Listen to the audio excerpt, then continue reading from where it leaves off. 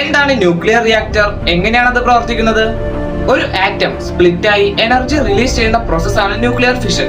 ഈ nuclear fission ചെയിനിനെ ആരംഭിക്കുവാനും നിയന്ത്രിക്കുവാനും നിർത്താനും ഉപയോഗിക്കുന്ന ഒരു ഉപകരണമാണ് ന്യൂക്ലിയർ റിയാക്ടർ.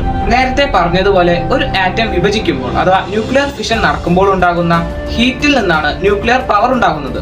ഒട്ടുമിക്ക ന്യൂക്ലിയർ പവർ പ്ലാന്റുകളും യുറേനിയത്തിന്റെയും പ്ലൂട്ടോണിയത്തിന്റെയും ആറ്റംസിനെയാണ് ന്യൂക്ലിയർ ഫിഷന് വേണ്ടി ഫ്യൂവലായി ഉപയോഗിക്കാറ്. ഒരു ന്യൂക്ലിയർ റിയാക്ടറിന്റെ കോറിന്റെ ഉള്ളിൽ നിരവധി യുറേനിയം പോലുള്ളവയുടെ റോഡുകളും മീഡിയേറ്ററായി വെള്ളവും കൺട്രോൾ റോഡുകളും ഉണ്ടാകും. അങ്ങനെ ഒരു ന്യൂക്ലിയർ റിയാക്ടർ ആക്ടിവേറ്റ് ആയി കഴിഞ്ഞാൽ ന്യൂട്രോണുകൾ യുറാനിയം റോഡിൽ തട്ടി യുറാനിയം സ്പ്ലിറ്റ് ആവുകയും ന്യൂക്ലിയർ ഫിഷനിലൂടെ വലിയ എമൗണ്ടിലുള്ള ഹീറ്റും റേഡിയേഷനും ഉണ്ടാവുകയും ചെയ്യും. ഇങ്ങനെ ജനറേറ്റ് ആയ ഹീറ്റ് കാരണം മോഡറേറ്ററായ വെള്ളം ചൂടാവുകയും അത് വളരെ വലിയ പ്രഷറിലുള്ള സ്റ്റീമായി ഒരു ടർബൈൻ കറക്കി ഇലക്ട്രിസിറ്റി ഉണ്ടാക്കുകയും ചെയ്യുന്നു. ഈ ചെയിൻ റിയാക്ഷനെ കൺട്രോൾ ചെയ്യാൻ ഗ്രാഫൈറ്റ് റോഡുകളാണ് ഉപയോഗിക്കാറ്. മനുഷ്യർ ഭൂമിയിൽ ഏറ്റവും അധികം